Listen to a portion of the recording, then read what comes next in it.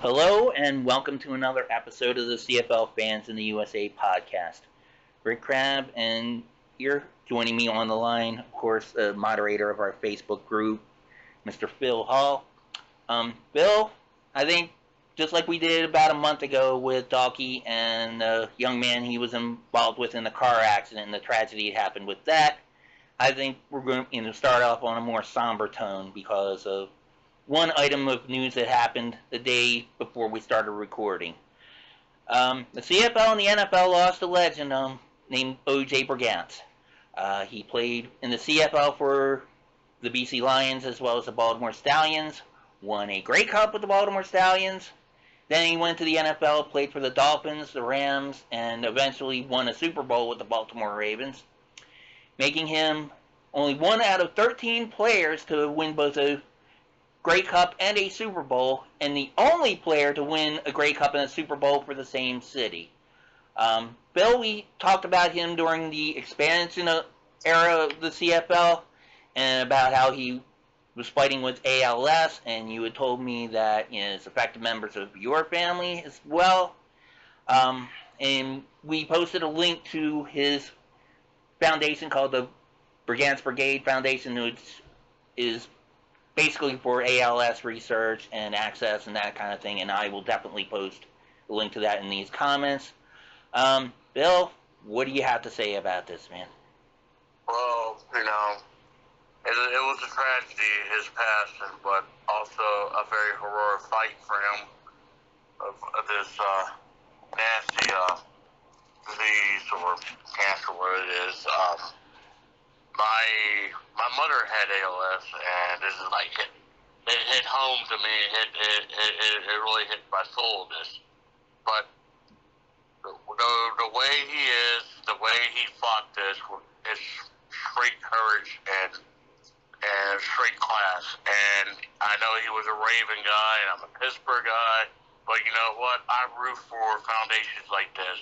And I remember Rick was talking about me a month ago about the Brigance Brigade Foundation, and I put some money into it because I am part of the ALS Foundation, and whoever have their own foundation, I want to get into it because I know we fought this nasty disease head on, family members and lost ones too, and he'll be missed. And he also was an ambassador to football. He also was an ambassador to his community.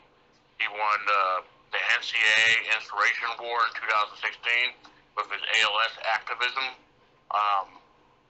This guy was also big on the ALS research at Johns Hopkins University, and during the time in the ALS, he was still working for the Ravens. He was the director of player development, and he also received the Winston and Shell Award. That's like the original Man of the Year, which is without the glitz and glamour. Right. This guy not only he just with the ALS communities organization. He did the Habitat for Humanity. He did the Rosa Foundation, and also did Daily Food Bank. Right. And I know this, like, not only his football CFL, but he was a decent football person, but he was a great man, and he will be missed through the community and the football world, and yeah, you gotta go to his foundation. A lot of good stuff, cool stuff there. So check that out. Mm-hmm. I've never had the pleasure of meeting him. I did go to one event where the proceeds went to his foundation. Years ago, when AEW was doing a taping here, they had an event at this restaurant you might have heard of. It's fairly famous here in Baltimore. They call themselves famous, Jimmy's Famous Seafood. They had an event with several AEW wrestlers where they signed autographs, and if you remember, Thunder Rosa had the thing where she had the taco blog where she went to different towns and went to like taco restaurants in each city that she wrestled in or whatever. But anyway, that event went to the Brigance Brigade and towards his causes. And I know, like you said, his foundation has given to done other charitable work as well. So I don't know. And I'm looking at his stuff before, and it's amazing. Like even before, like even during his playing career, he won like the Tom Pate Memorial Award. That's like, and that's like sportsmanship award. And this is like 1994 when he was with the Baltimore Stallions. And this is really a stand-up guy. Like this guy is like I respect that kind of guy. And he also one of the rare guys who won a CFL Grey Cup and as NFL Super Bowl, actually on the same team. Yep. And he's the only man to do that, but he's one of 13 to win a Grey Cup and a Super Bowl. Yeah. Obviously, rings different cities, but.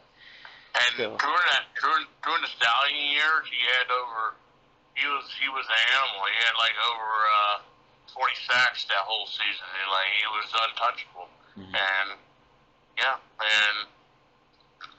he will. I hope NFL will do something in the week one. I hope Baltimore Ravens do something in week one. I know the past week they did it in the CFL because I know a couple people went to the games. They did something for him. So yeah, I think like guys like that. And I know people had the Man of the Year award, and I'm not knocking them with that like this, but guys like this should be remembered forever for what they do. And I'm not talking about Hall of Fame. I'm talking about like everything of their organization and their foundation. So yeah. Truly gives back to communities, and I'm sure you've seen him. A lot of people have seen him. There have been several tributes sent to him. Not only by the Ravens, but saw several Baltimore media. I saw the BC Lions sent a tribute to him. Rice University, I guess that was his alma mater, they mentioned something about it as well. So, he's given he's affected a lot of people in positive ways. So, hearts out to his wife, his family, friends, fans, teammates, whomever. Rest in peace, OJ Brigance. Yeah, rest in peace. Rest in peace, OJ. All right. Well, we have some other news going on. It's more bad news, but more so if you're an Ottawa Redblacks fan, as if you don't have... Hold on a second. This article that you sent me from 3 Down Nation, and of course they sent me a little pop-up right when I was about to click it on. And it says, Adrian Sciarra is out as president of the Ottawa Redblacks. The Ottawa Sports and Entertainment Group made the announcement on Monday afternoon. Quote, our fans have been patient and they deserve better, says OSET CEO Mark Goody in a statement. And I have to go through ad per avatar. Thank you guys. Alright, we are making this change because the Redblacks need dedicated football leadership focused entirely on building a winning program. Our priority is to find a football leader with the experience, the CFL connections, and the track record to help rebuild this club into a perennial Grey Cup contender. That search begins today. Sciarra served as CFL's Vice President of Commercial Assets for 5 years prior to joining the Redblacks in 2013, where he became President of the Redblacks in 2023. Ottawa has lost 15 consecutive games dating back to last season, setting a modern CFL record for longest losing streak. They are the 10th team in the CFL history to start a season 0-9. The Redblacks have made the playoffs only once since the start of 2019, going 27-85-1 over that time span. Good Lord. The Redblacks expect... Oh, come on, pop-ups. All right. Expect to have hired a permanent replacement by the end of the calendar year. John Rudy and I are committed to winning football in Ottawa and to building a football organization that will be here for the long term, said managing partner and Redblacks Governor Roger Greenberg. Quote, that commitment is reflected in our investment in players, coaches, and facilities, and now in the new football leadership that we will bring to this club. We owe it to our fans and to this city to build a team that wins consistently, and that is exactly what we intend to do. And it said, You indicate that Sciarra will remain with the organization, continuing his role. Okay, that I don't know. There's more to it, but I don't know. There's enough to pack up right there. First of all, if you're going to fire the guy and then you're going to tell him, okay, well, we need you to stick around to help with other things in the org, I don't know. That's kind of cheesy. Phil, so they tell him that you're gone, but you still work there. Yeah. It kind of reminds me of the scene in Kill Bill 2 where I forget.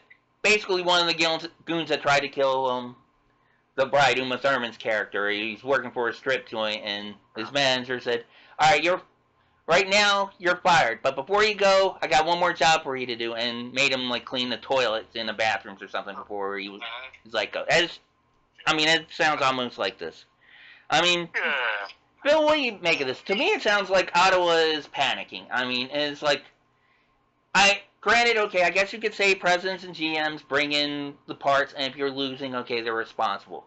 But you know what? They're not throwing the ball, catching the ball, kicking the ball, tackling the other guy with the ball, okay? And they're letting these people go, and yeah, I know they're winless.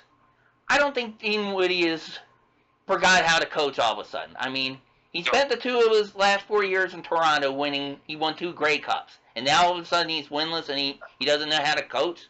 I mean, I refuse to believe that. Maybe some Ottawa fans might disagree with me on that, but I don't know. What's your take on that? I just think the organization, and I'm not talking about the players, I think it's a shamble.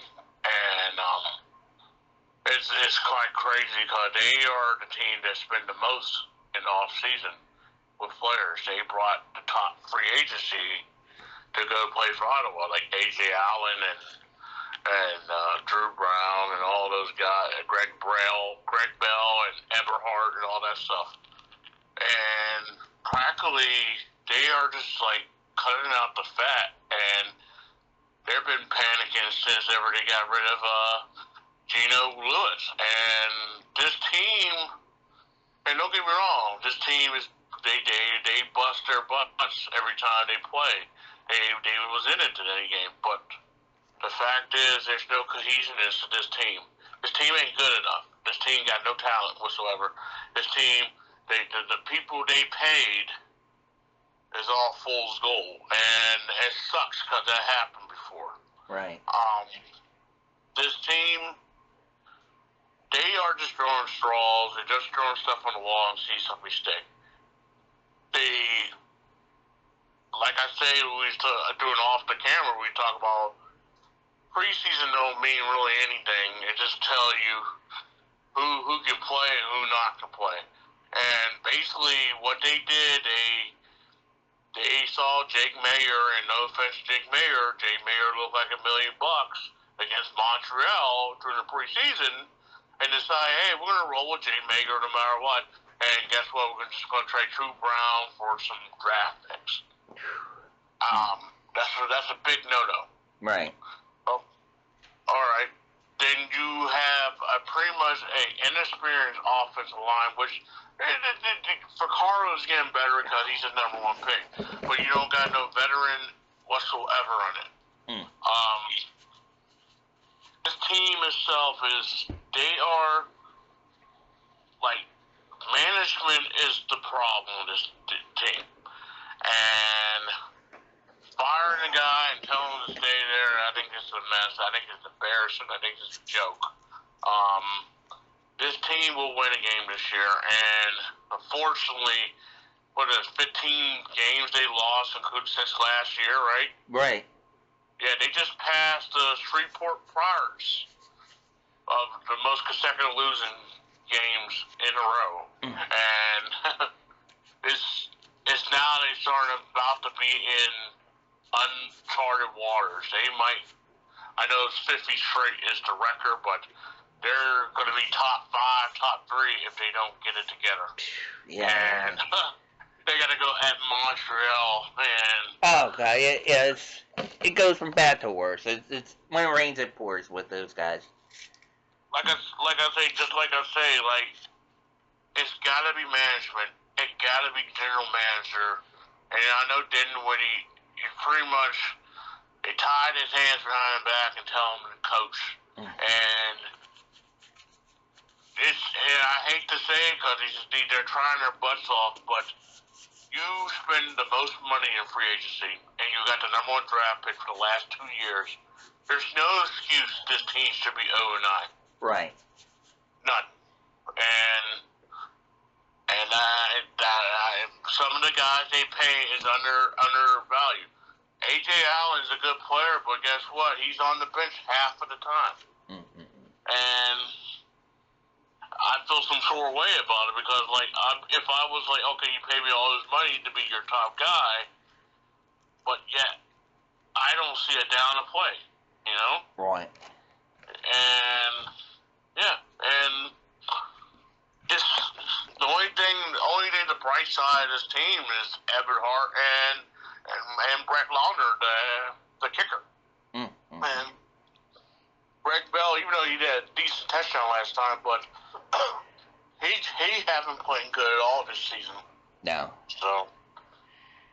And, I mean, like the case with Meyer, I think a lot of times, though, I mean, he's trying to play hero ball, as you like to call it, you know, and it's like, a lot of times he tries to force the issue. I mean, I have a feeling, I don't know, it's like, Chad Kelly's kind of doing the same thing. I'm wondering, it's like, well, try these things that Chad Kelly does, and meanwhile, then they get picked. Oh, well. Yeah, and it's like they're doing everything possible. Like, they are in the game. They're doing everything possible. They play good defense. And suddenly, like, it's like they hit a they hit some part of the game. It doesn't matter where it is. They hit a button. It's like, uh-oh. We ain't supposed to be that good. So, like, it's sad, but it's pathetic.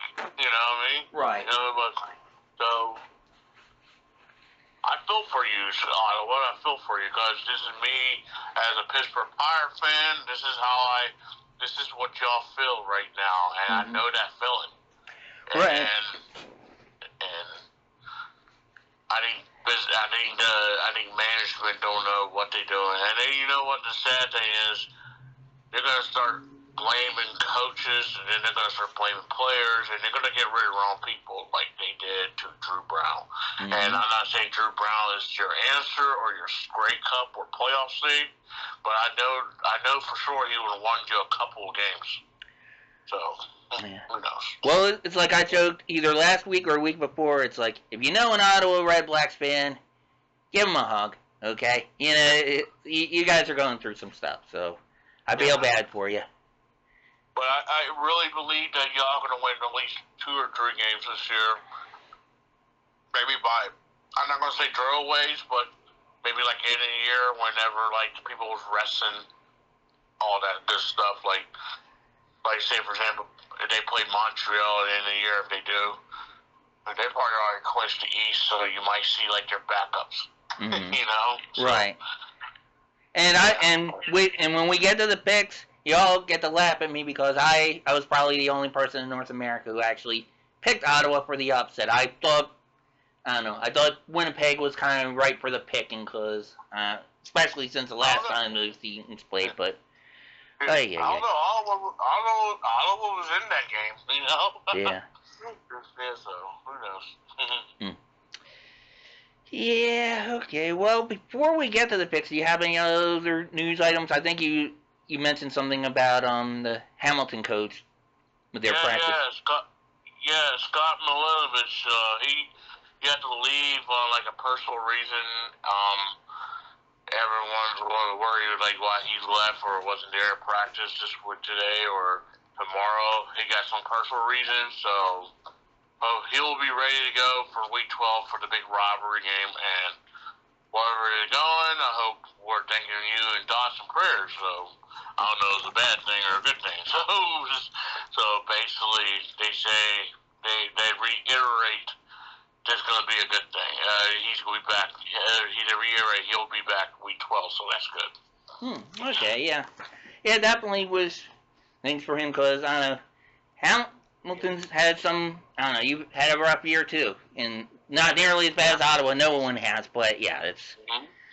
Yeah, had a few disappointments. And also last weekend we had the flag football tournament, and Canada, United States, girls and boys, men and women team are making it to the Olympics. So right, and Canada won.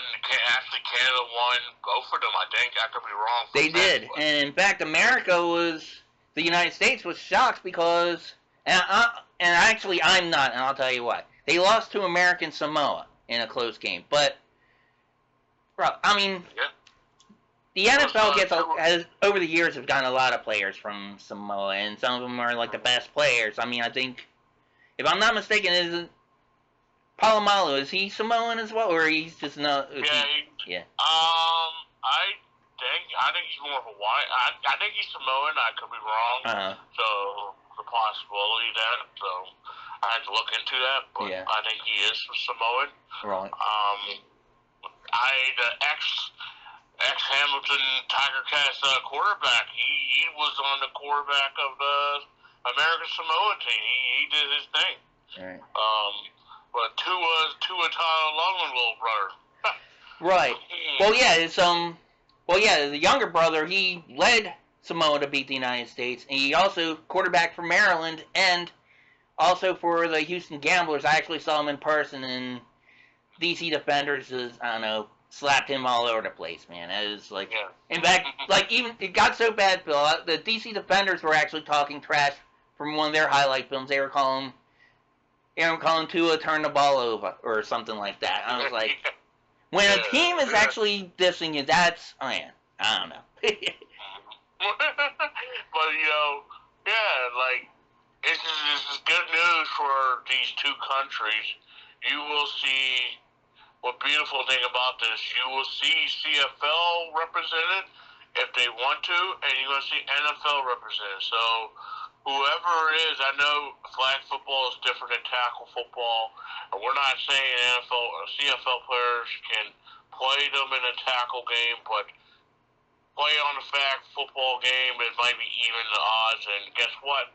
It might build up crowd for CFL. So I can't wait for 2 years from now. So that'll be interesting because I mean it'll run up against almost like the middle of the CFL and the preseason for the NFL. And I don't know, you and I spoke off the air about teams wrapping their star players in bubble wrap and not letting them play until the regular season actual starts. So I don't know.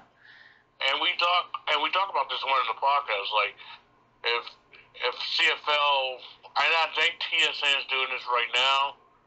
They're making a big thing about this flag football thing. I think this might create revenue for the CFL and their country, and it's like this new thing. And flag football might be a new thing. I wouldn't mind seeing a CFL versus NFL gold medal game. That'd be amazing. I know it's not gonna be like Canada USA hockey gold medal, but it's something, I have a feeling that if that happens, I think you got a better chance of CFL letting some guys play, or unless like Nathan Rourke retires and plays in this or something, then you will NFL. I think NFL is gonna be like, no, we got too much, vested in you. But they might have like their old guys like Michael Vick out there. Right. But my worry is if they do have NFL players, my worry is all the Canadian people in what are called in the NFL might play for Canada. Right. And like the Chase Browns and the Wayne, my man Wayne, he went to Pitt, but he's down in the Texans. Right. Deontay Myers, I will talk more about him later. But basically, the NFL might overtake Canada players, so I hope not. Yeah. So it's going to be a good one. Right, yeah. Be looking forward to it for sure. Okay, so let's see. And real quick, Deontay Myers, the ex-Saskatchewan Roughriders.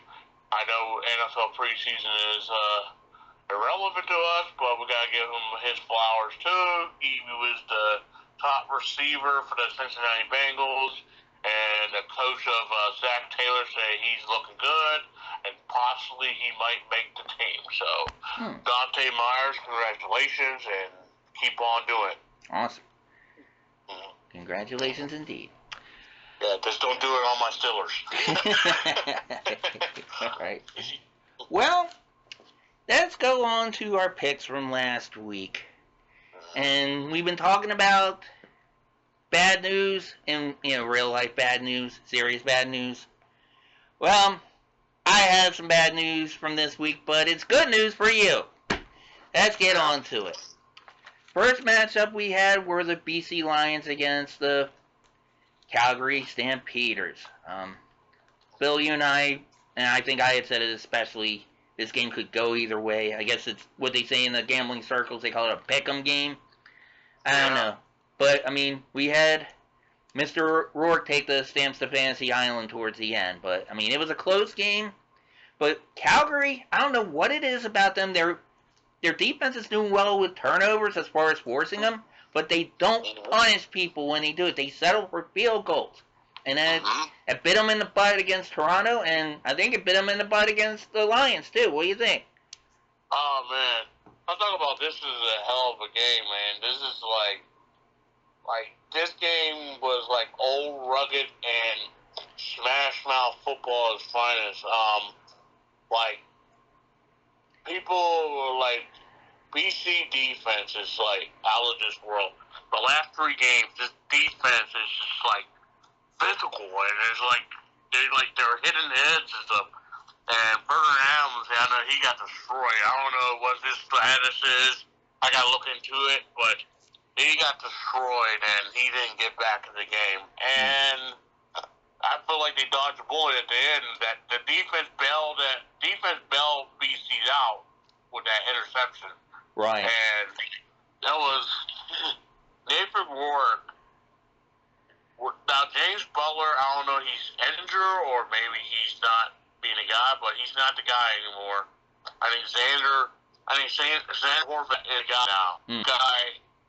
He's their Tommy Stevens on this team. Right. He's also the goal line quarterback. He has 15 yards, 15 carries, 102 yards, and a touchdown. And this was all running the ball for that. And then 301 yards for Nathan Ward, but he passed the ball around, and Keon Hatcher was the guy that whole game. And I remember Nathan Ward drew a sick long ball pass to Jermaine Jackson. He drew like a 70 in the rain, in the wind, in the cold up in Calgary. He did a little bootleg, and he just flinged it over that was beautiful, yeah. Yards. Yeah. And that's crazy. He didn't even score the touchdown. That's the thing, but he was just that pass. That was old school Rourke right there. And then the final drive of Nathan Rourke. He was like a surgeon one day. It was insane. And Keon Hatcher was him. It was the first game they finally got cut, I think. We'll go to the Calgary side right now, and what happened there is basically they was just getting hit left and right, and they had chances to blow this game out their portion because they had interceptions, they had fumbles to BC, but it's just like I say, if you hit them and I hate to say if you hit this team in the mouth, don't try to fight, but you can knock them out. Right. And that's pretty much what it is. Deisha Mill wasn't there that much. He had 49 yards. Vernon Adams got destroyed, and he didn't come back. I think it was like a rib injury or a back injury or whatever it is, but he didn't come back. Josh Love is a solid player. He made a sweet 2-point conversion touchdown to I forgot who it was. Was it Brissett? I think it was Brissett.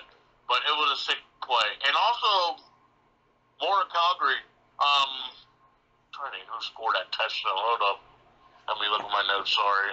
Aaron Brooks made a sick touchdown in the first quarter. Like he literally was an interception ball, but Aaron Brooks just yanked it out of his hands and he scored a touchdown. That was pretty sick. So it's all good. All right. So what I learned about this game right here, I just think what I learned about this game is it's like a turn of the tide, and BC finally got the momentum, and Calvary is like, what we're gonna do now. So BC looking like BC that we picked to go to the Grey Cup, and they got the momentum now. So watch out. Right, yeah, they'll be fun to watch for sure, and hopefully, like you said, they'll make us look good with our beginning of the season picks for sure.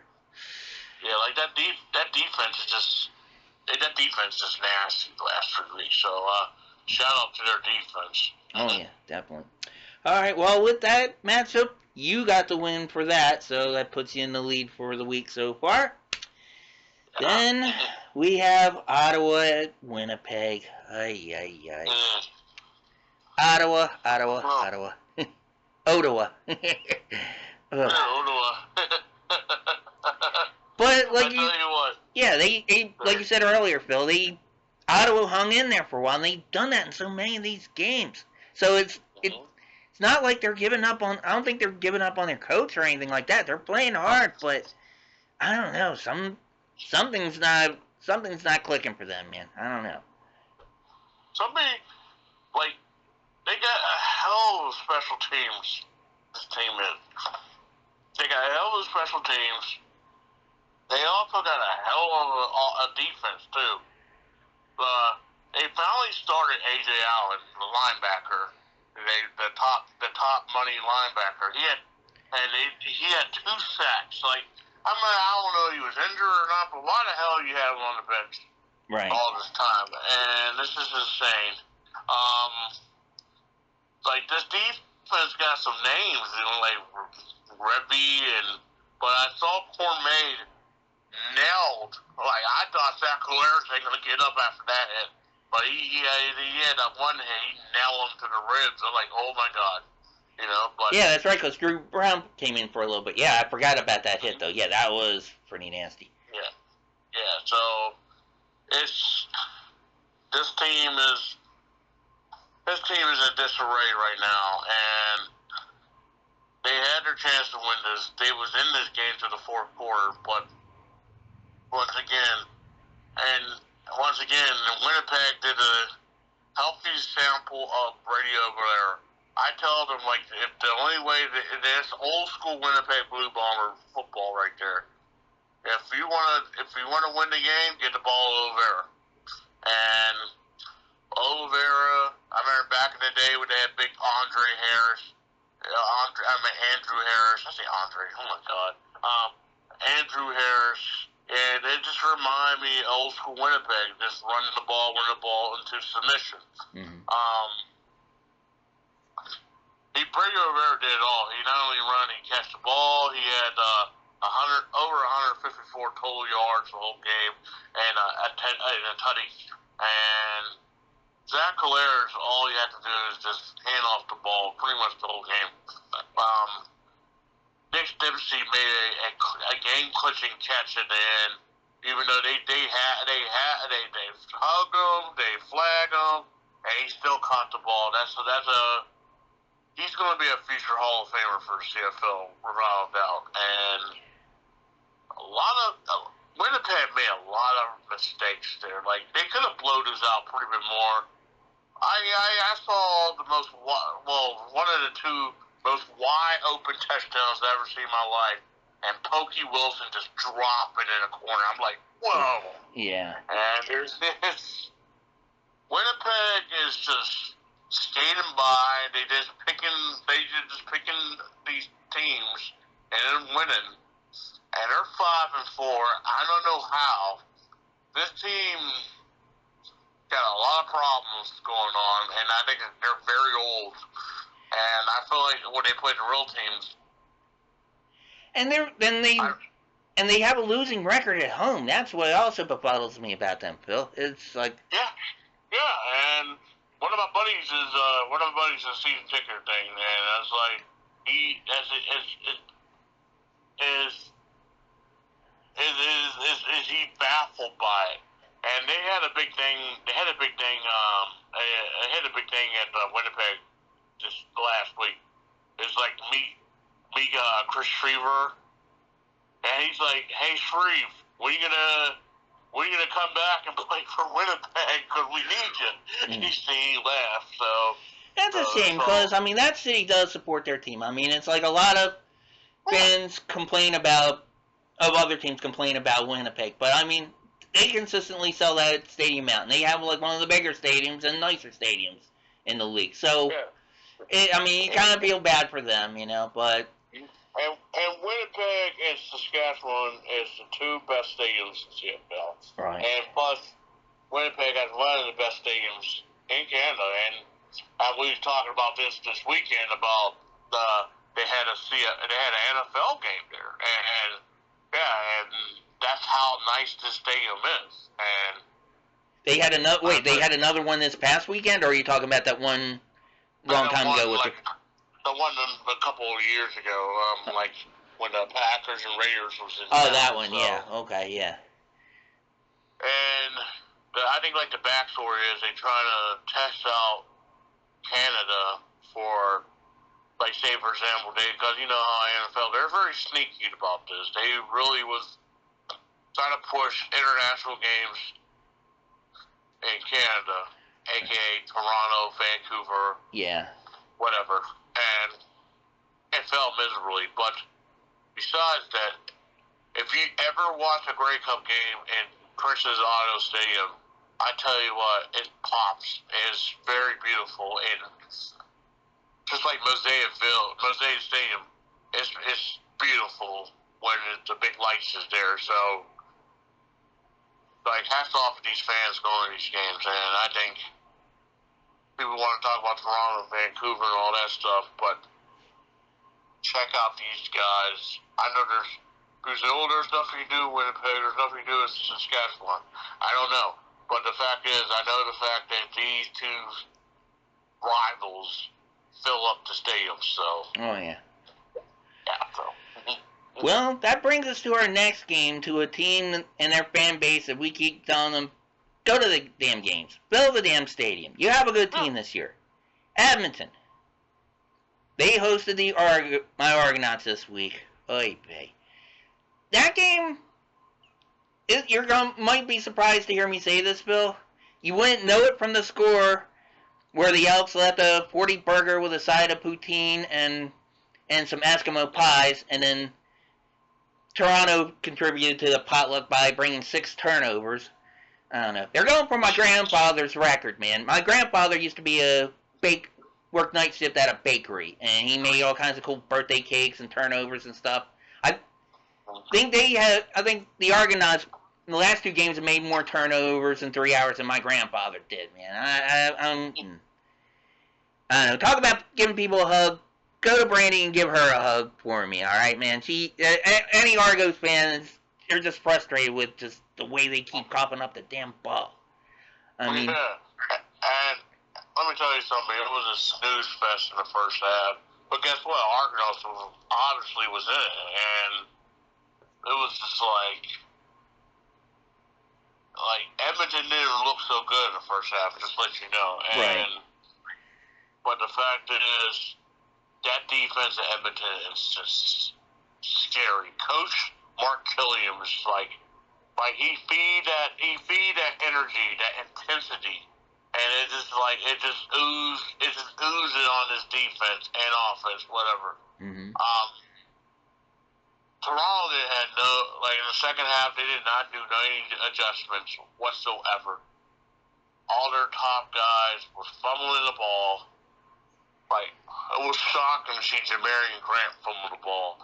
It was shocking that you see Mattel was dropping the ball and all those guys. It was just right.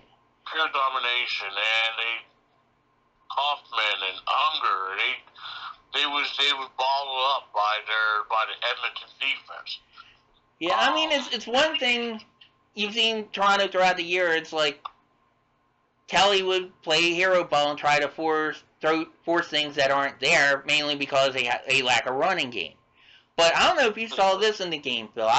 This game I actually did watch as opposed to the game after that with Hamilton. I was watching NFL preseason paint dry. But I don't know if you saw this. They showed like pregame warm-ups.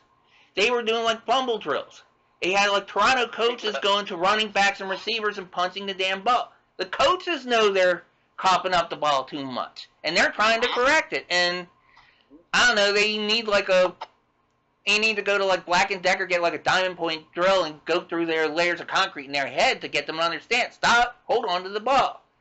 Because Edmonton, I mean, credit to Edmonton. They did what they had to do, and you know what? Until they stop doing this, every team, including probably your Tiger Cats next week, are going to do this. They're going, as soon as somebody runs with a ball or catches a ball for Toronto, you'll have like 3 or 4 guys trying to punch it out of their hands, and they might succeed. Mm-hmm.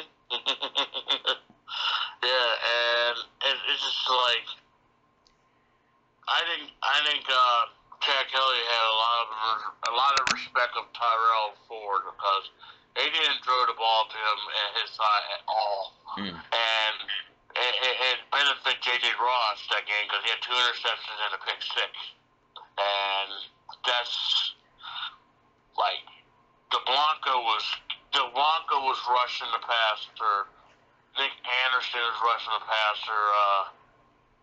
Malik Carney, he had 2 sacks, and they were just they had over what they had. They had like 4 sacks that game, 2 interceptions, and 3 funnels. This is just like.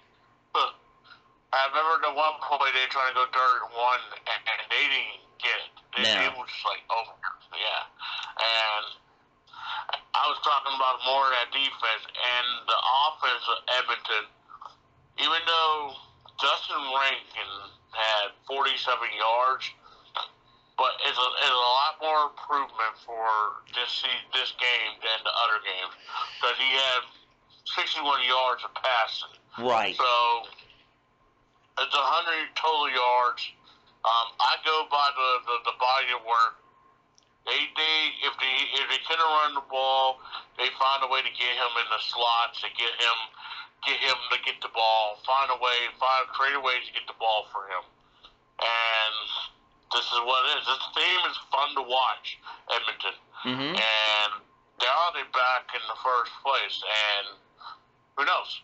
And I better hope if they win the West, I better hope these fans show up. And it'll be a detriment to my TV seeing this half-filled stadium and stuff like that. Open up the 2nd floor and stuff like that. If I had the money, I'd say, hey, I'll join you. Right, yeah, no kidding. Yeah, and Edmonton, like you said, they made good adjustments, especially with Rankin. I'm glad to see him come back. But one thing Edmonton did that Calgary did not do. When they force the turnovers, they kill you. Especially in that second half. They broke that game open. I mean, it was close up until, I don't know, maybe halfway through the 3rd quarter, and then just Edmonton just went bananas. So, kudos to them. And even though I'm an Argos fan, I picked against the Argos. That was my only win for this week, tying with, and we both picked Edmonton on that. And I also want to thank Edmonton for breaking my superstition, thinking, if I pick against the Argos, I'll win. So, all right, as far as I'm concerned, that's out the door now. So, kudos to the outs. Now, I got a question for you. I know you're a big Argo guy.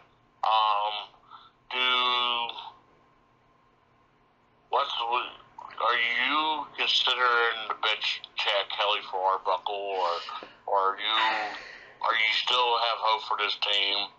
I know because we're going to be in a dogfight to the end. Mm-hmm. Hamilton versus Toronto, back and forth. One weekend y'all look good, one weekend you look bad. One weekend we look good, one weekend look bad. Like, what's your prognosis of this team in the future for you? I read a few people say that in groups. I'm not sold on Arbuckle, mainly because I watched him last year, and I saw him in person last year. And they beat these same Edmonton Elks when Kim and I saw them in person, and they had 5 turnovers in that game. It wasn't. I mean, I think Arbuckle had like 3 picks. I think they actually called in Doe to play the rest of the game. That's how bad it was. But yeah, they still had 3 turnovers. They had 2. I think they had a fumble either on a reception or a running back, and I think they may have had a special team turnover in that game. I don't know. I have to go on YouTube and look up the highlights on that one. But my point is, they have turnoveritis there too. So it's like, I don't know. If you Toronto, unless you want the spirit of my grandfather to haunt you next week, stop turning the damn ball over. Let my grandfather make the turnovers in heaven. God damn it. Yeah. And Toronto fans, is a rivalry game. Please show up. Oh yeah. Well, we'll talk about that. I don't think that'll be a problem, but we'll talk about that when we get to next week. Mm-hmm. Speaking of the rival, you had the final game, the Rough Riders and the Tiger Cats. Probably the game. I think you would agree, not just because you're a Tiger Cats fan. I think that was the game of the week. Well, that was number 2 for me, but I think the BC and Calgary was the game, but it was a good game. Good defense game for both teams, so. Mm-hmm. Yeah. So, how I feel about this game, I don't know. I'm happy for this win. We really needed this win, but there's a lot of big problems with this team right now. Right. And I had to. This is an unbiased situation. Saskatchewan was a lot of men down on that team, and they still almost beat us. Right. I love how the beginning of the game, Cascanolis, a.k.a. Greek Freak of the football world, he started off with a beautiful interception, which I think Cascanolis is by far one of the best safety DBs in the CFL. Rossi, the draw man, threw a good ball to Weefall, and Weefall is coming to his own. Like, he's back at quarterbacks love Darius Weefall, and thank you, Winnipeg, for having him. Then again, and just suddenly between first quarter all the way to like the third quarter, it just went to a defense struggle. Saskatchewan Rough Riders scored a good touchdown. That was a beautiful touchdown by what's his name? Harris, and he drew the touchdown too. I remember the touchdown by it was Jimmy Johnson the third. He caught the ball and he got back up and he dived in. That was pretty sick. Mm-hmm. Then after that, we just back and forth defense, a lot of two and outs left and right. And what happened is Frosty the drill man got hurt. I don't know, it didn't look so bad, but Trey Ford came in. And everyone's like, ugh. Trey Ford made, it was overthrown, but Weefall did one of the great catches in CFL of this season. It was Weefall. Yeah, it was Weefall. Yeah, he made this catch over his head, dove for it, and caught it. And that catch was so good.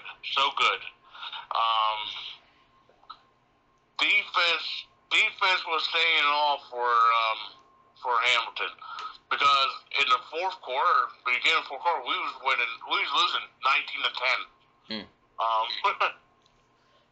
So defense, like I say, defense was the key in the second half for Hamilton. A lot of interceptions happened. Philip Usay, he's a defensive linebacker. He made a beautiful catch, interception at their 30-yard line, and that's what it was. It was Stubblefield made an interception. That was pretty dope. This team is relying on their defense and this is what can get them in the game. Mm-hmm. Saskatchewan case. Listen, Saskatchewan's a good team. They just don't have their guys, and that's the problem. They don't have what? They don't have Schaefer Baker, Emilius. They don't got half of their defense. It's just everyone's just hurt.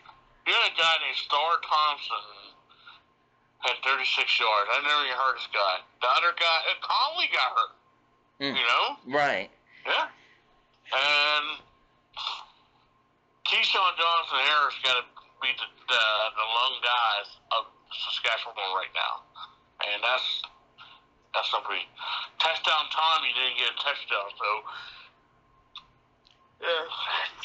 So yeah, that's why I was counting on with this matchup, but but your Tiger Cats pulled it out, and so we'll get to going into week 11. We were tied at 18 and 16. Pick wise, during week 11, I was 1 and 3. You were 3 and 1. So now I'm 19 and 19, while you are 21 and 17. So you have taken the lead. Congratulations. Well, thank you. I do what I do, you know? Yeah. All right. So it's all good. So it's still a lot, but hey, you know, one day you do good, some day you do bad, you know? Right. So, what can you do? It's pretty much just now these players, this team's just separating for the men, for the boys. That's what they would call it. So right. This is going to be tough. There's a lot of injuries, so who knows. Calgary is like, thank God we have a bye, because we don't know what the hell we're going to do without Vernon Adams. So, oh, wow, yeah. Hopefully, he can heal up, or hopefully it's not, maybe it's just a contusion, who knows, but, you know, we're not doctors, so hopefully he can come back for them, because they're going to need him. Oh, yeah, absolutely. All right, well, let's go to week 12, and we have Ottawa versus Montreal, and Kim has a little saying with me where about, yeah, you're going to need an old priest and a new priest and Judas Priest and everything else, man. I mean, unless Montreal sits people out at the birdcage, man, I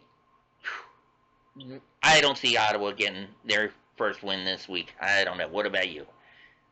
Oh, well, you know, at the old Hogwarts University there, Ottawa did play them tough in the beginning of the year, but, you know, then again, everybody was healthy back then in the beginning of the year. And just let you know, the game going to be on Thursday, 7:30, TSN, RDS in Canada, French provinces, and CBS Sports Network in the States. So, back what I'm saying, Montreal just needed to be Montreal, and it'd be an easy day off. And Ottawa, how they need to win this game? Maybe Jesus? Basically, what they need to do is try to find your guys, your talent, the money you spend.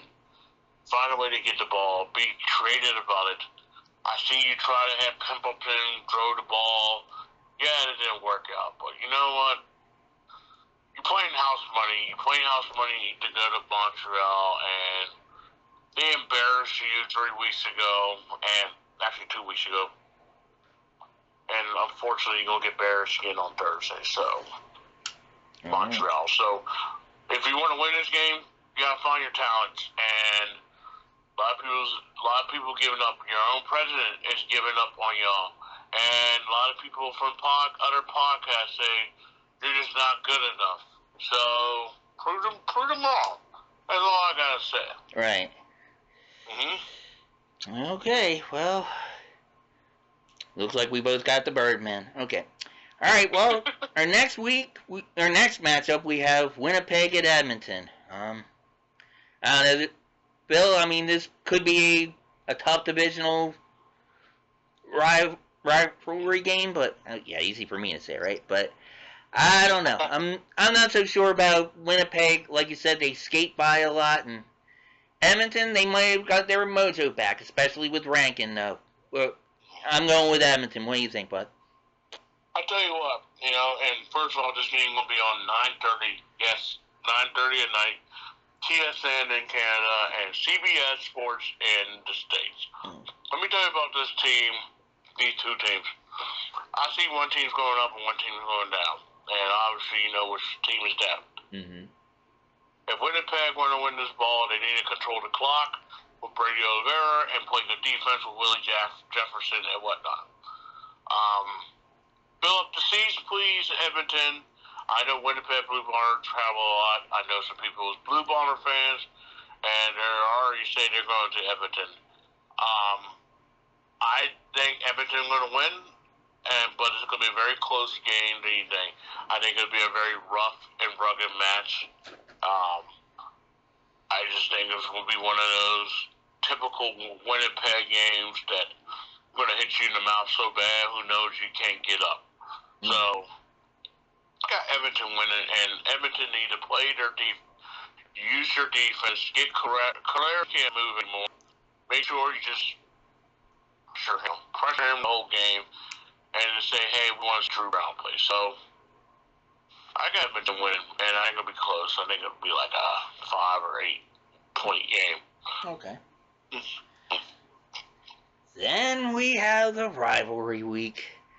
We have your Tiger Cats against my Argos at BMO, also at the CNE, the Canadian National Exposition. I don't know. I watched the game on TV last week, Bill. It looks like a lot of fun. I mean, you have a football game in the middle, which is basically like a state fair. And supposedly, if you buy admission to this expo, you can see the football game. Your ticket for the football game's included. I don't know how they're going to work that out with the seats. And it's like, so that could be good fun. First come, first serve, right? I would think so. I mean, I don't know if they'll let you bring in funnel cakes and poutine from outside either. I don't know how that's going to work, but I don't know. Well, I think I know which way you're leaning on this, so talk to me. So, I think this is going to be a hell of a game. I think Toronto will be a little bit pissed off of. I think Toronto will be very pissed off of what happened last time it was in Hamilton. Hallelujah isn't kicking this team, and the new kicker you got out of Argos is pretty good. Although he did miss 2 also last week, so. But then again, then the fact is. This is a very, even though it's a rivalry game, this is a very must-win game for both of them. Because the loser of this game will be looking up, and the other team will be taking the sole second place of the East. And you might have a team from the West leapfrog, depending what happens, I guess, this week. I guarantee it'll be a crossover. But this game, Hamilton got a lot of questions. Sucks that they don't have a head coach right now, but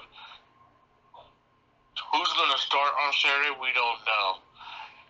Every time we say, Trey Ford will be our starter, he's a bench, but every time he starts, he look like a dud.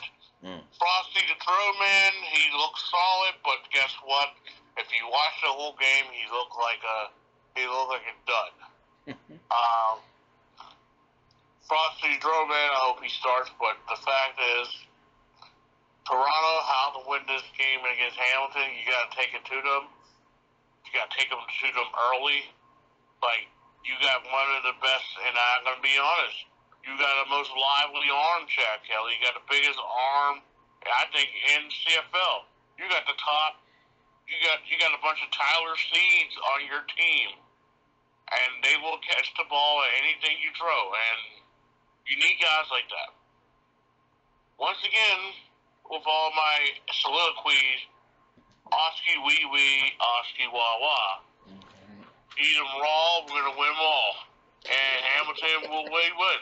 So, yay. All right. Well, right now I'm in a pickle because we were in agreement with the first two matchups, so I gotta differ with you on at least one of these games, man, for my picks. Toronto, yes, we do have an arm. We do have a kicker who's still an improvement from Hallelujah, okay? But, like I said before, you cannot turn over the ball. No. Hamilton is too good of a defense to do that. I don't know if you'll be able to punish them as much as Edmonton did offensively, but defensively you can. Take care of the doggone football. I think it'll be a close game. It'll be a rivalry game. I think it'll be, but all right. Because I want the theme song played next week. I'm going with Toronto. All right. There you go. Okay. So. Hey, so here's the question. Winton McManus, he's coming back home. You think he'll get a cheer or he gonna get booed? I think it'll be a mix, mainly only because I think you're gonna have a lot of Hamilton fans coming up. Otherwise, probably, yeah. I mean, I imagine a lot of the Toronto faithful will boo him, though. Or they might, especially, I don't know. He seems like he's kind of like a hothead or a show off. If he like sacks Kelly and does a little dance, I mean, he'll probably get it. So yeah. And also, I just got a tweet just right now for one of my friends in Hamilton right now. He showed me that Bo Levi Mitchell, his walking boot, had been taken off today. So I'm just throwing this out right here. Hamilton, you better find your way to win, because who knows, he might come back in a couple months. Well, and I'm going, let's see.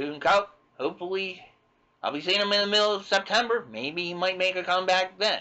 I would like to see that. That's why I bought tickets to that game, other than the fact, travel plan-wise and geography-wise, logistic-wise, it probably works out better. But, I do want to see, I would like to see Bo Levi at full strength against, Alexander at full strength. So, yeah, when we see him in September. But, yeah. So basically, I'm going to make a plea to Toronto fans and also Hamilton fans. Hey, you want to get a funnel cake or poutine or homemade lemonade? Go to this game. Go to the carousel. Go to the game too. This is a beautiful stadium from what I looked up on TV. It is. It need to be sell out. It need to be rocking. It need to be crowd, because this is rivalry. This is what it's all about. And can't wait. I can't wait for this. And I can't wait for the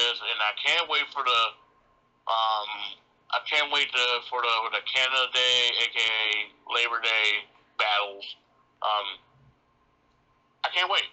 And we need you to fill that stadium up. Okay.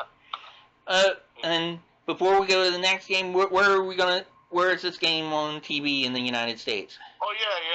That's going to be 7 o'clock on Saturday night, and that's going to be on TSN Canada, and also CBS Sports Network in the States. So we got 3 CBS Sports Networks this week. So man. Okay. On your cable, or go to your local bar, and let me get a shout out to B-Dubs right there. B-Dubs, unless you don't have like a football game going on or a baseball game going on, B-Dubs will gladly turn this on because there's no college football games going on. So when you go out, go to B-Dubs, or we got Permani Brothers or any of your local sports bar and turn this game on. So all these games on, so we can get some ratings in this bitch. There we go. All right. That sounds like a plan. I couldn't agree more. Then finally, we have Saskatchewan traveling to BC. Now, Bill, you were talking about teams going up in momentum and down in momentum. I don't know if you can say Saskatchewan's going down. There's just short of a lot of players, but they're making it happen somehow. BC looks like they're on the rise, though. I mean, how do you think this game's going to pan out? I think this is going to be a good game. I think this might be the game of the week. Once again, this is on Sunday night. Sunday night on 7 o'clock on TSN Canada, and unfortunately, it's not going to be on CBS Sports Network. It's going to be on CFL Plus in the United States. Cool. BC, once again, Vancouver fans, the people in Vancouver, please get your butts in the seats.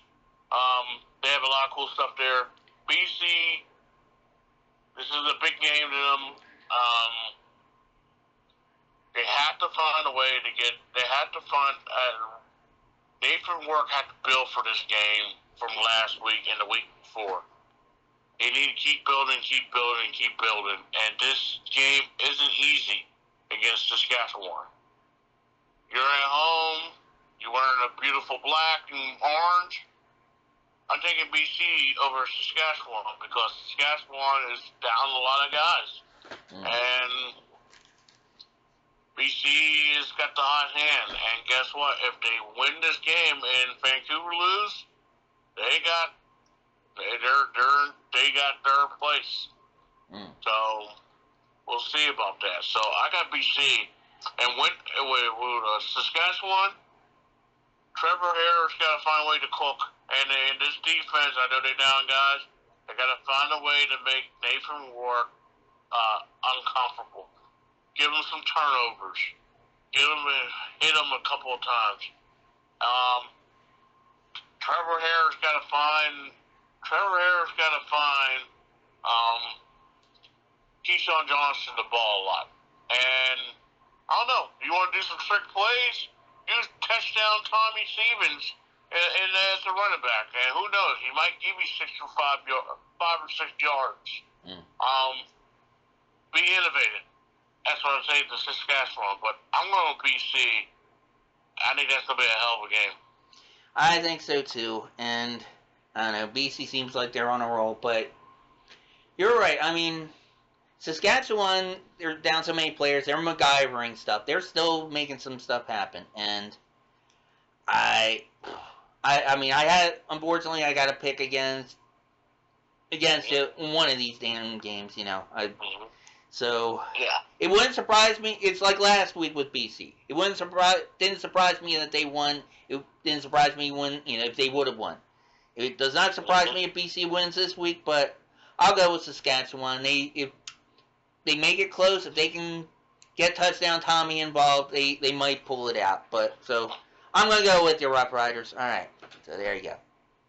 I feel like it'll be a little bit more busier, a lot more fans in the stand because the Saskatchewan's like the Dallas Cowboys. They're everywhere in Canada, and they will bring a whole bunch of fans to the BC place. So it's gonna be a good game. It's gonna be very interesting too.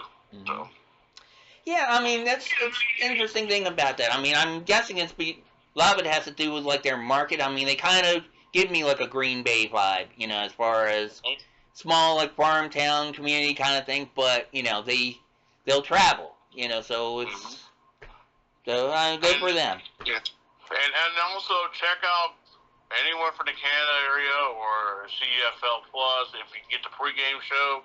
Check out the things. They're gonna have like a smash the melon competition outside the game. So they have a good time smashing watermelons because that's Rider Nation. They all about the watermelon. So they always do the thing. You see old Kate and Milk over there, and my man Dwayne. They just smashing the melons, you know. So who knows?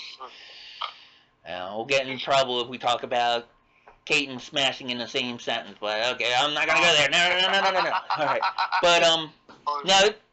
Kudos to BC though, man. It seems like I love what their promotion department's doing. I mean, they have so many cool things. I I mean, I applied for that thing we talked about last week with the free tickets or whatever. I probably won't be able to go, but I applied, I think, for like the very last game, regular season game or whatever. But it's just flights are crazy here. I mean, you said you got them. They had like, I don't know, it's like 350 or something fly out from where you're at. I was looking up for here. It was like, I don't know, $450, $500. And I looked here in DC, and I don't know. I might have to drive 4 hours to Pittsburgh or something, but But then again, it's like I don't know.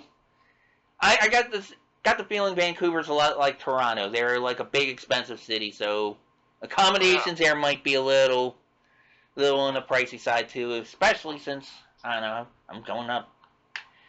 I don't know. I might be tapped out after this last trip to Toronto, Niagara, and Hamilton. So we'll see. Yeah, that's the thing is, like you say about BC, I think they're a very class organization.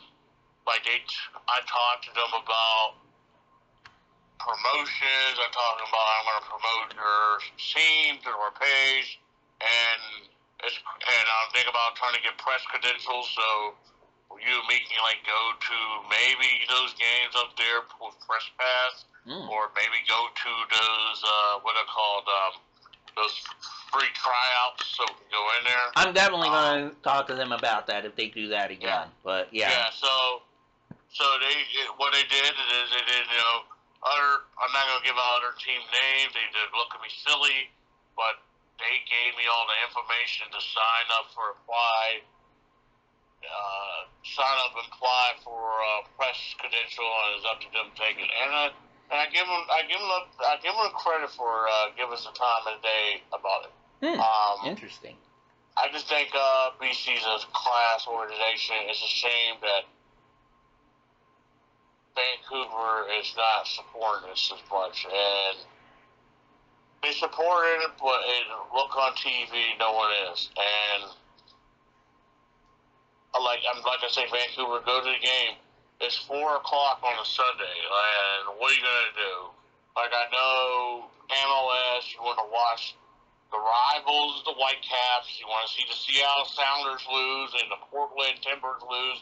I get it, but the fact is, you got a football team, your thing, and who give a damn about the Seahawks? They won their championship. They didn't bring the Super Bowl to Vancouver, but I guarantee the BC Lions will bring the Grey Cup to BC. So support your local team. Oh yeah.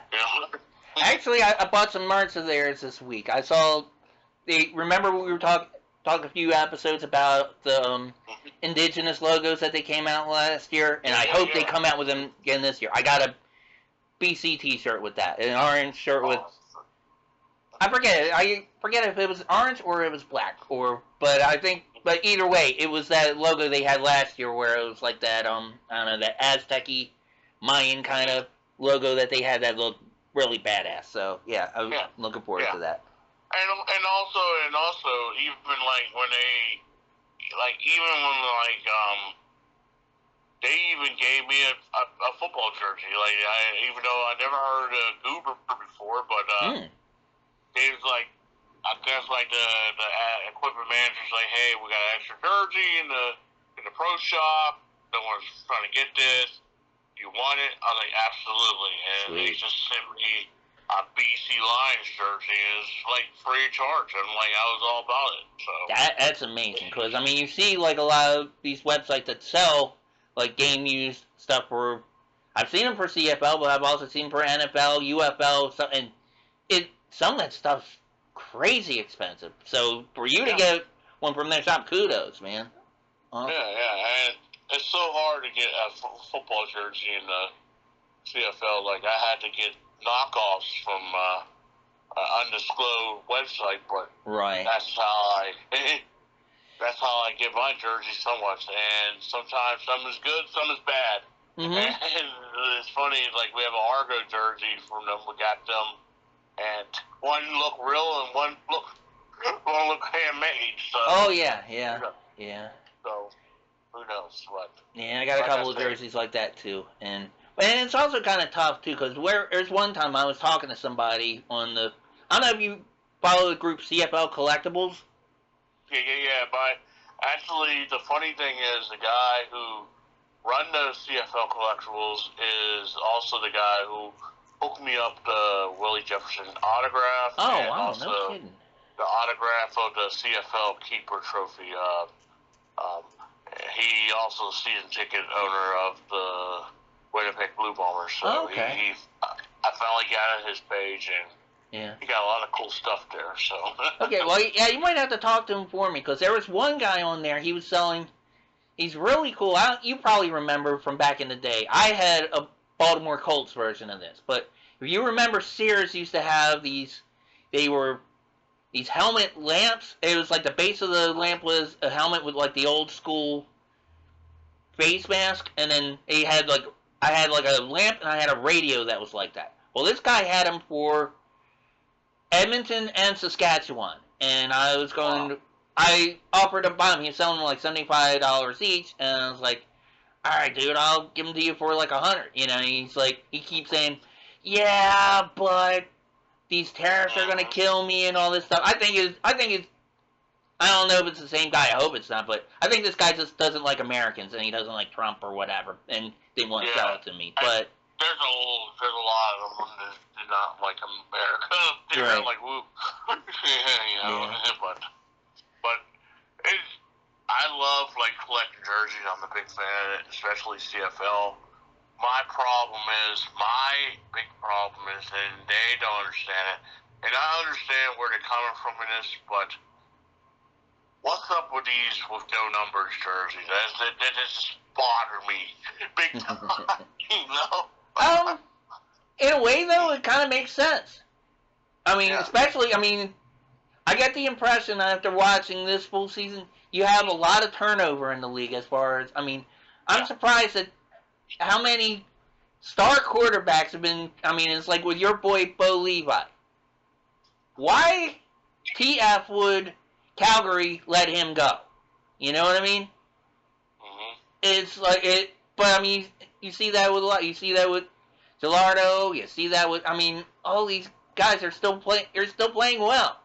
I mean, Trevor Harris is 40, and he's still slinging. So it's like, I get it. You know, it's like, I mean, it's the only thing I don't like about with any gridiron football. It's like with the NFL or UFL or whatever. It's like you usually can't get a jersey without having to get the numbers. You know, but I get why these Canadians do it. That's actually kind of smart.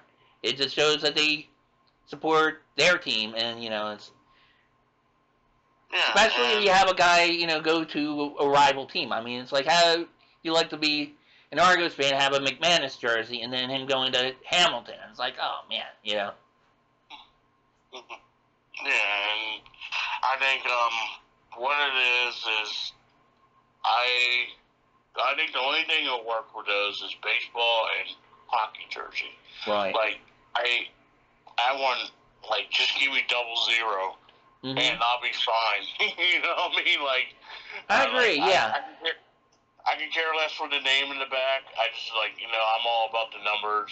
Well, even basketball, I think, works. I think a lot of their jerseys, logos are big enough where you don't need a number. But yeah, football's probably the worst at that, though.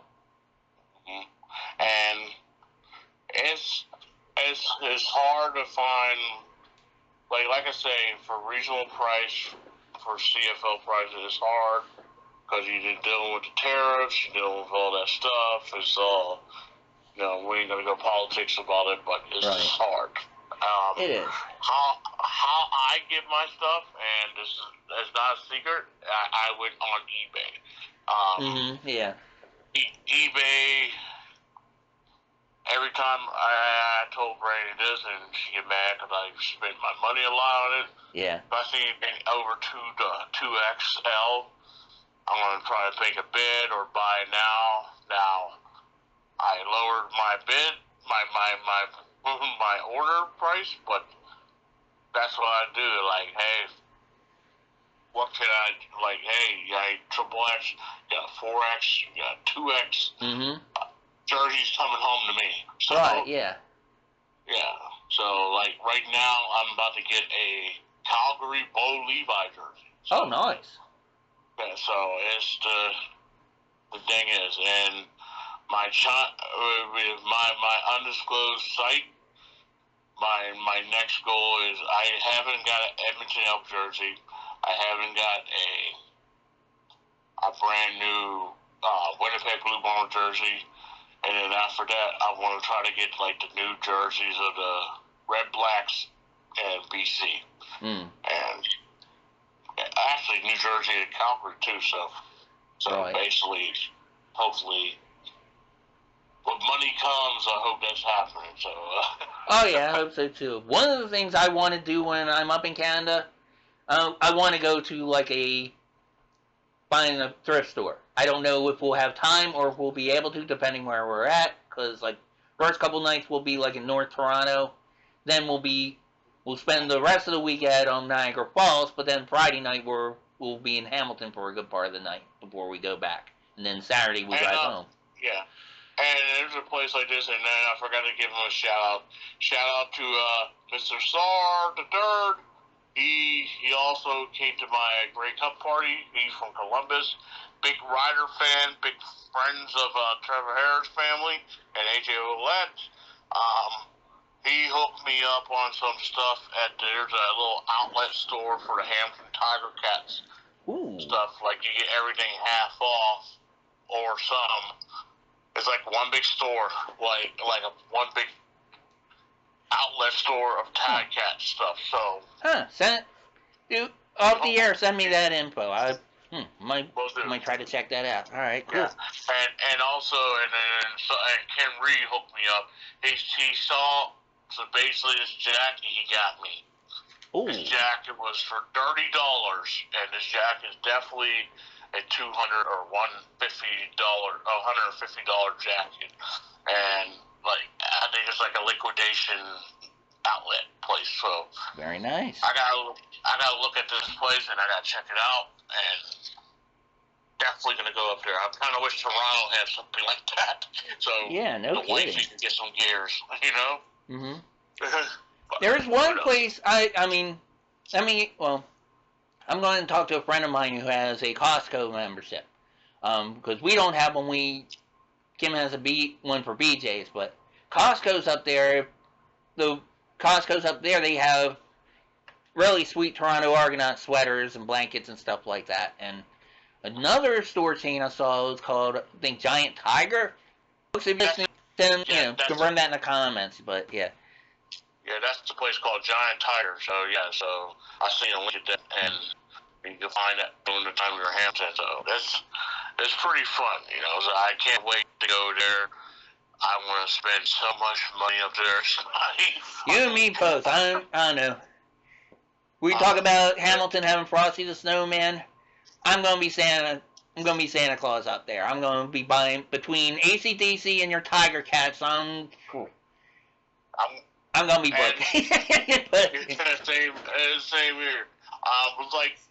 Like for example, there's a lot of it sucks because some of the the big cities don't have outlet stores like this. Right. But I know Riders. I know Saskatchewan got an outlet store. I know Winnipeg got an outlet store. Mm-hmm. I know Calgary got outlet stores. It sucks because it's not like you get it online. You got to go there to get it. Right. But and there's some teams that have online stores. I mean, Hamilton's actually pretty good. They're not too bad as far as postage. I mean, you're the recipient of that from helmet I got you, but I bought like a few things from there. They're not too bad, I guess, because geographically it's not that much to send things. But contrast that with the BC Lions. I went to like their clearance. They had like a Christmas ornament I wanted to buy. It was like $12. It was like one of those glass helmets. I was like, all right, that's pretty cool. Yeah, except it was $30 postage to send it over. So it was like $42 for a little, thing you could probably buy up at a dollar store out there. I'm like, no, that's okay. I'm fine. Yeah. That's insane, BC, I mean, look, well, I'll send you a lot of flowers for a lot of things, and maybe that's not your fault. That's just maybe the, Canada Post Office being greedy, okay? But, so you have no control over that. You probably get complaints from, fans in Seattle wanting to buy stuff from you. So I don't know, but oh yeah, absolutely. And it's like what is I'm trying to think what the deal is. I once, like, earlier this year, before, like, we do all this, like, the beginning of the season, like, I don't know, like, March, February, I sent a letter. I wrote a handmade letter, and the handmade letter to each team, and, like, just did, like, blah, blah, blah, have a good season, enjoy it, CFL, USA, and all that stuff, and, my personal stories and stuff like that. I even pay for the universal, the global stamp. Mm-hmm. And 9 out of 5 those letters came back returned to me because tariffs and all this stuff. They don't know. They see like a handmade letter. It's like, we don't like it. Send it back. Oh man, that stinks. So. It's messed up, Yeah. Like like right now, I'm actually in the midst. Like you remember, you was talking about the indigenous logos. There is like eBay. They got indigenous mini helmet, Toronto Argonauts. I might place a bid on that. It's like $59. Oh, nice. Okay. I might place a bid, and that's gonna be amazing. So, or like I'm looking at it right now. There's a Chad Owens jersey. You remember Chad Owens? Yeah. Yeah. They got a signed jersey for $100. That's not bad at all. It's pretty sweet. Yeah. So, who knows? Right.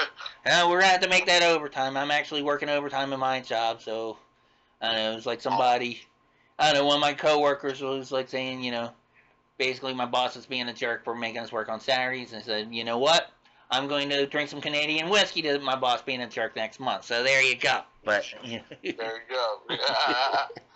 All right. Well, I'm going to get to something else. It contains a few people who are not jerks. Bill, I think in the future I'm going to probably make like a news bit of basically the different letters we've been getting each week. So, folks, thanks to our new subscribers, to our new listeners, everybody, we appreciate the support. Spread the word to help us get some more support. We're greedy that way, but thank you very much. But, Phil, you've been doing one thing. I'll give you flowers for this. Every day that we've been recording, probably for the last month, you've been asking people, if you have any questions, you want to shout out, ask us, so we can mention it on the show, and we got some good ones this week, so. Oh, yeah. And in the first one, there's my man we got a guy from Mexico. He did it last week. Oh, man, I forgot his name. I ain't going to go back to it, but he's from Mexico. We're going to give him a shout-out. Thank you for subscribing us, Muchas gracias. I say that right. And thank you for watching, and guess what? Keep on subscribe, all that good stuff, Right. We got some good ones this week. We got my man, Mr. Sar the Third. He said he's 2 white belt from the weekend with bonus madness at Markham, aka Hamilton. Thank you for the comment. I can't wait. Thank you for the gifts. I appreciate it. And can't wait to see you at the Grey Cup party this year in November. You definitely was the spark plug of the party. And let me tell you, Mr. Sar is fantastic. He came in there with his rider gear. He was locked into the Grey Cup, and he gave Brandy they love their cowbells up there, and they gave her a nice big Saskatchewan cowbell. Nice. It was pretty sweet. So, is he the guy that went to Hamilton last week? His named Scooter something or another? Is that the same guy? Okay. Yeah, that's cool. Good for him, man. Yeah, you gotta meet him. He's pretty awesome, man. He have all Well, this guy, he literally had lunch with Trevor Harris' family every weekend, and I don't know how he do this. This guy went to he was down in Lexington, Kentucky, where I was from. He texted me about it. He had his Saskatchewan jersey. He's in front row of the Blue Jacket games in Columbus with a Riders jersey. Oh, man. It's like, hey, Phil, turn on TV. And there was him. Oh, awesome. Yeah. This guy literally drive all the way, and this is the dedication. People say, oh, there's no fans in America.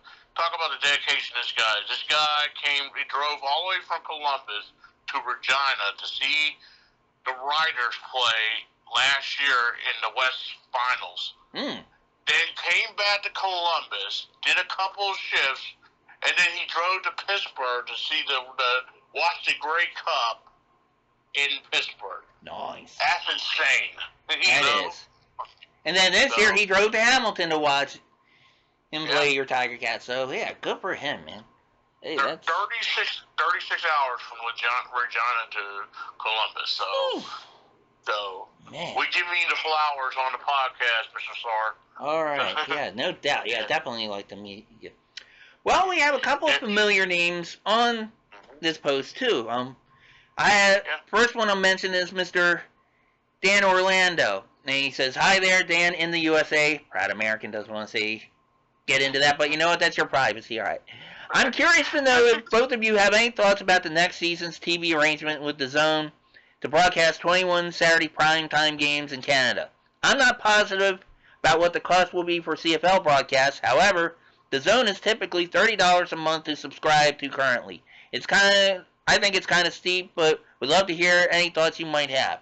Now, I mentioned to him, and I'll mention it here again, we did address that, but I think there's some new information. I do not subscribe to the Zone, and I did not know how much it cost, but I think when we talked about it last time, Phil, I think it was similar to what Amazon Prime does with the Thursday night games for the NFL, where it's a subscription, streaming, whatever you want to call it, that has a lot of non-sports related programming, but they know that sports, does well in ratings and in buys and money and all of that, so they try to get a piece of that pie, kind of like what Netflix does with football and baseball and basketball. But I don't know, what's your take on that? So, I have a lot of questions about that, like what are they going to do? Are they always going to have 2 games on Saturday because of the Zone? I can tell you the reason why they have $30 a month, because it's not because of CFL. The Zone is not a CFL-driven streaming platform, even though we wish it is. The Zone is a boxing platform. So basically, for $30 a month, you see the best boxing in the world, which boxing, unfortunately, is a dying breed. Yeah. I used to love boxing as a kid, but it has fallen off. I agree. But if the remainder of the best fighters, instead of paying $180 for a pay-per-view, you watch it on the Zone. That's the reason why it's $30, because the boxing, the platform of it. Now, the question is it worth it for X amount of days? If you're American, I hate to say you have to either pony up or be like me and get a Fire Stick, and that's the only reason. But think about this. Just think about this. It may be steep now, but the way you pretty much contributing the league, putting $30 for the Zone. Right. It sucks because you had to pay this amount of money, but $30 a month is like, let's see, it's $150. You can cancel it and then open it back up. Right.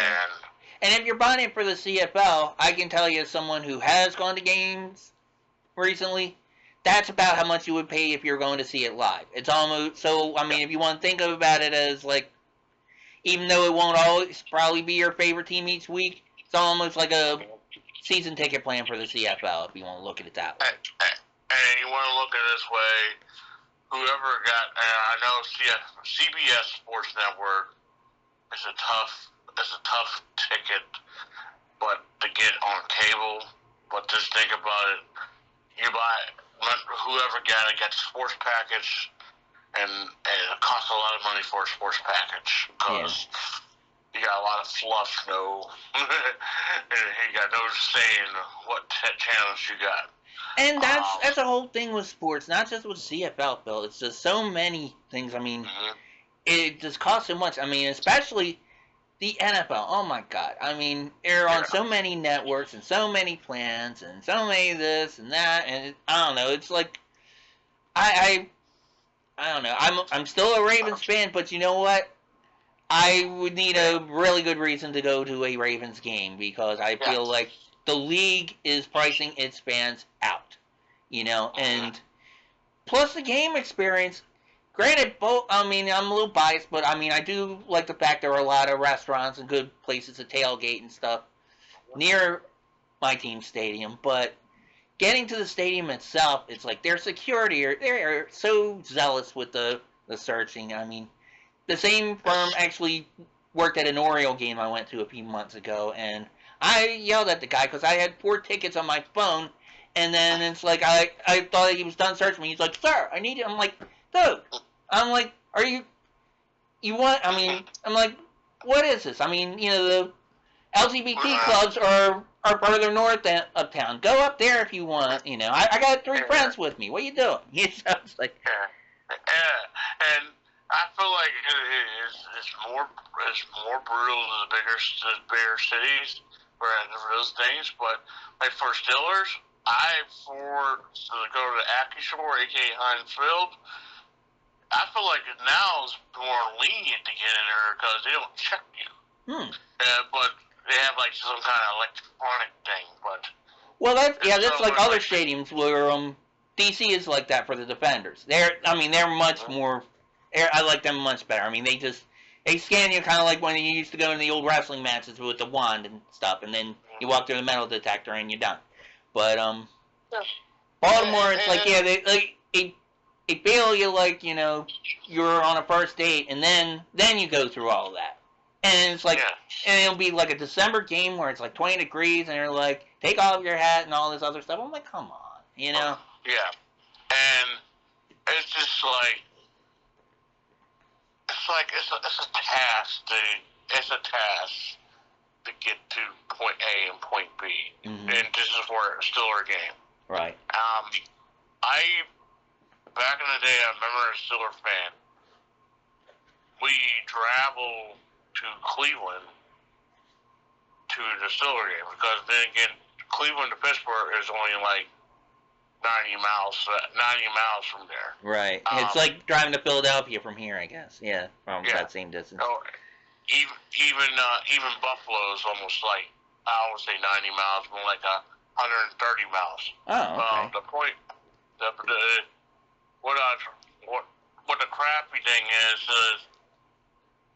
it's a lot more fun back then than now because you can go in. You can know how to get pat down like it's like you're a secret. You get pat down like a Secret Service. Yeah. Price was reasonable. Parking is reasonable. Now, like you say, everything from Airmark and all that stuff. It's the pricing isn't true. And it's just terrible. There is one thing there's one X factor that could be encouraging but could be discouraging as well. I remember we were talking about they were saying they may be showing games on YouTube. Now, if they have free games on YouTube, I'm for that. But the NFL has their Sunday Ticket on YouTube, and I hope they don't pull something like that through YouTube. But I will say this. The lag that I get from CFL Plus trying to watch it on my internet browser on my TV compared to when I watched the EFA European Football Alliance, night and day. They have live football games, Bill. It'll be like 3 o'clock, noon and 3 o'clock our time, U.S. Eastern time, playing live over there, which would be probably, I don't know, like maybe 5 or 6 in the afternoon or something. But their stream comes through crystal clear. No commercials, except for at the beginning, and like their own stuff.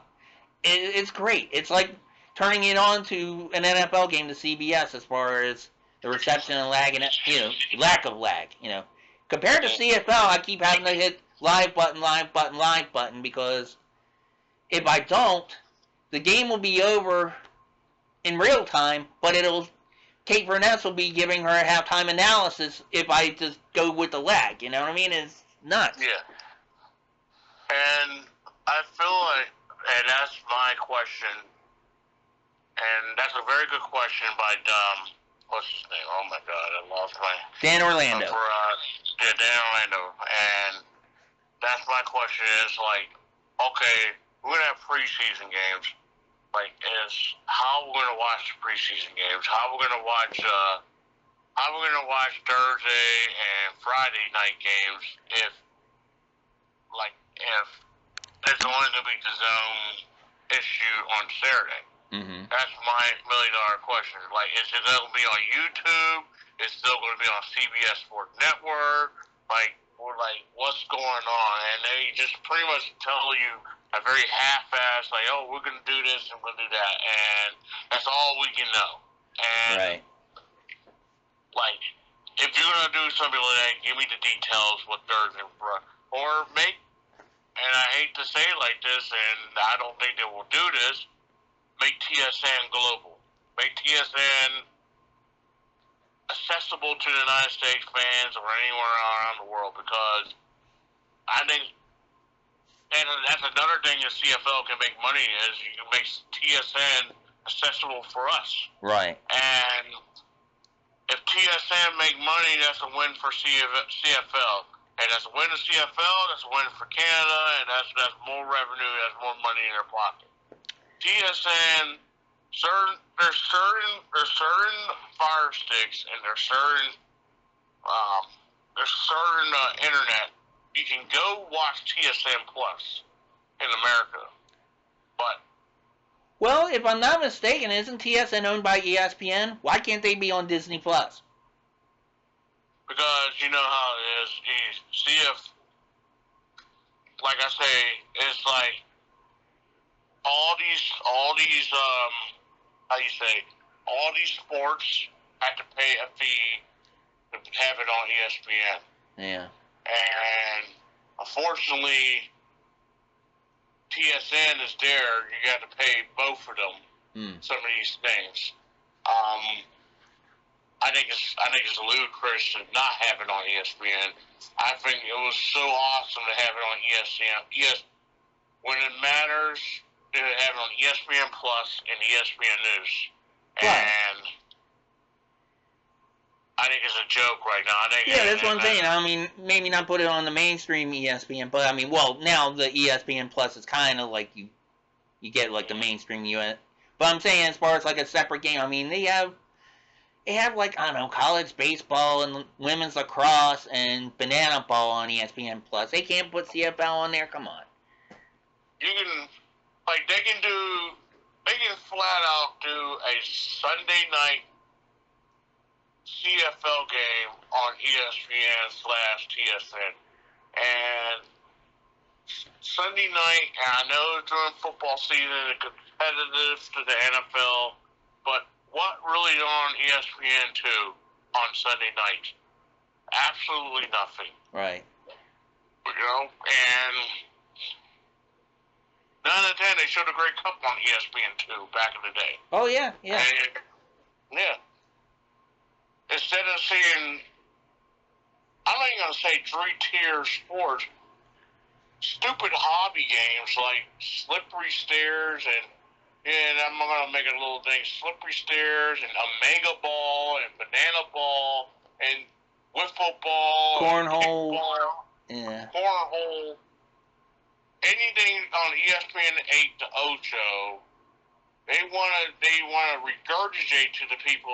Oh, look at these people.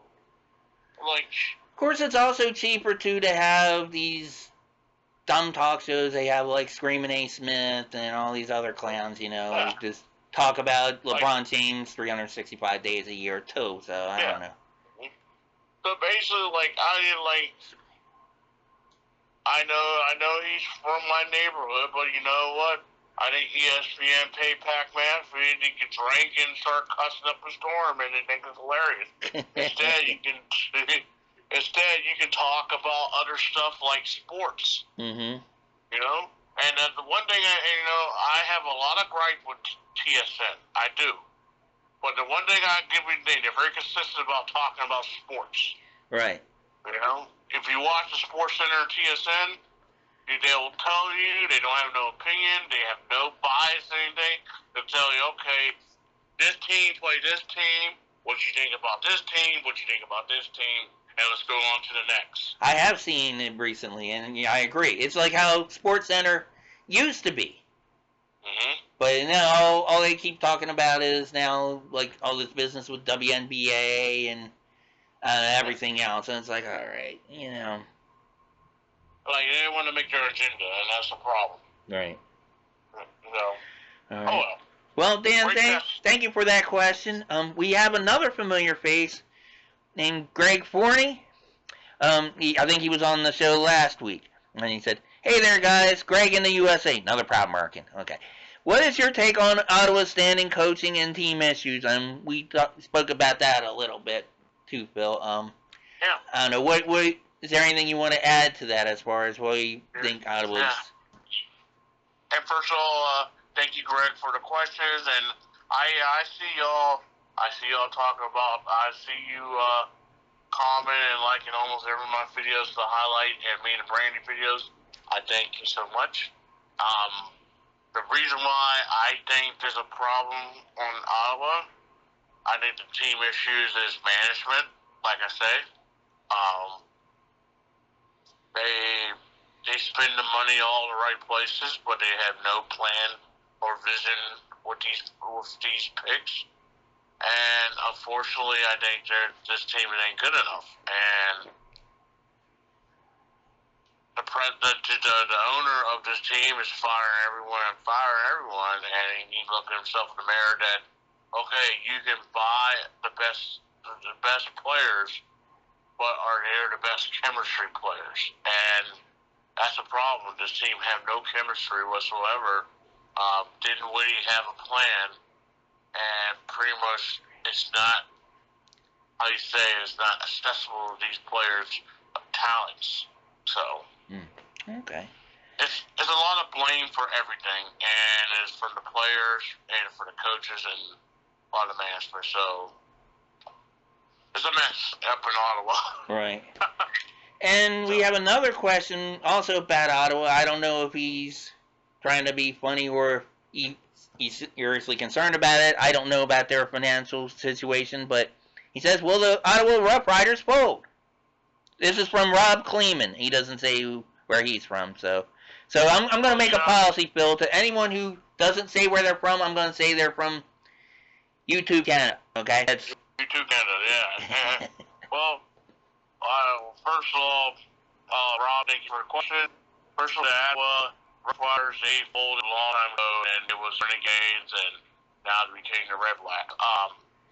This team, even though there's money issues, but they were the most, like I say, they're the most, they spend the most in the thing, in the off season.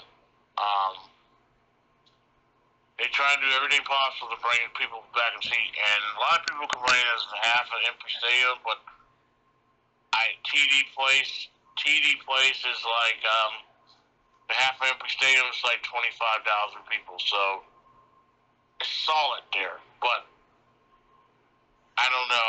They're not folding. I don't hear anything about folding. I just don't think this is the mess of an organization. Yeah. And who knows? Maybe all those fucking teams I mean, oh, excuse me. All these teams, all these coaches go to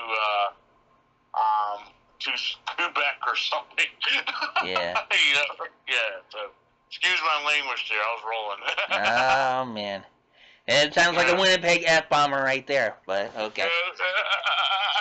All right. Well, look, folks. Thank you for sending these questions. We'll keep them coming. I think what I might do even with this bill, I don't know if I know I said it to you. I don't remember if it was on the air or off, but I think I might post a smaller clip in our news bits playlist, and I'll post all our letters. But we're getting some good questions, and thank you everybody for sending them.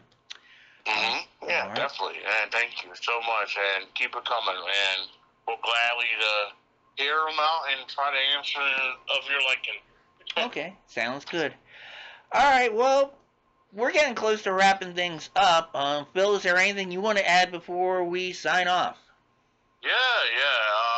First of all, thank you for watching this podcast, and make sure, once again, make sure we watch our videos on Facebook too. Like, we got a lot of videos coming up. A lot of good things going to happen. We still, right now, I'm in the midst of talking to Dave Buster for the Grey Cup party. Rick got in a couple weeks, Rick will be going to a CFL game. We're going to hear everything about it. We might give him a good 35 minutes about his experience. Yeah, I can't wait for that. Oh, yeah. A lot of good things happening. We're going to, next we'll try to get Brandy a passport so he can go to the game. Like I say, a lot of good things happening, and we will have a CFL party, and I won't give you more detail where it's going to be, where it'll be, obviously, in Pittsburgh, but it's going to be a bar. It's going to be a good time. You're going to be my wife. Who knows? Rick might come up, with God willing, with money, so who knows? Yeah, I'll see what happens. I would like to do that. And speaking of my trip to Ontario next month, actually, I saw a place that might be ideal for parking and pre-game and post-game food near Tim Hortons Field. I'm going to research that a little more. I'll talk to you probably about that off the air, and then I'll want to get some more details on the air as well. So, yeah. All right. And like I say, if anyone wants to subscribe, even comment on it, go ahead and comment. Like I say, Rick is going to the game next month. If anyone in the Hamilton area or whatnot you want to see Rick, just let him know. He'll be there. He'll gladly talk to you, and he'll gladly listen. And he's gonna represent us pretty well. So I can't wait. Yeah, and I posted already in the group when I first bought these. I will post it again in the group, and also probably the video before we go up there. Basically, I got road white Hamilton jerseys. They say Canada trip and the number 26. And I remember last time I posted, a lot of people were commenting, said, "Hey, that's Carner's number. He was just put in the Hall of Fame for their Wall of Fame or whatever. His number was retired." It's like, okay, well, it was just coincidence. I was just getting it for the year, because when I went to Toronto last year, I got jerseys for them and said Canada trip 25, but it's Canada trip 26. But no disrespect to any former or current Hamilton Tiger Cats with that jersey. It's just, that's just our travel tradition, especially, since it's around Kim's birthday and all. So, but anyway. It's funny, like they did that for me, Steelers. I have a customized Steelers Hall jersey, and my favorite number is 32. And someone come in every time in my house when I see my Hall 32. It's like, you can't have that number. That's Franco's number. I was like, yeah. I talked to Franco. He's not gonna have it. Yeah, no kidding. Yeah, I'll be like, hey, you know what? The guy I bought it from in China doesn't know the difference, so I don't know. I'm just kidding, but I'll give you a funny jersey story real quick before I go. I bought an Alouettes jersey, and the thing was, my last name, of course. Well, I wanted to look up in French what the word for crab was in French, and I come to find out it was Le Crab, and it was spelled almost like my last name, except as one B instead of two B's like my last name was. So I have an Alouettes jersey that says Le Crab 68 on it. So there you go. I love it. So if Montreal if I go to your Grey Cup party in Montreal's advances, I might wear that up there. So we'll see. That's awesome. That's awesome.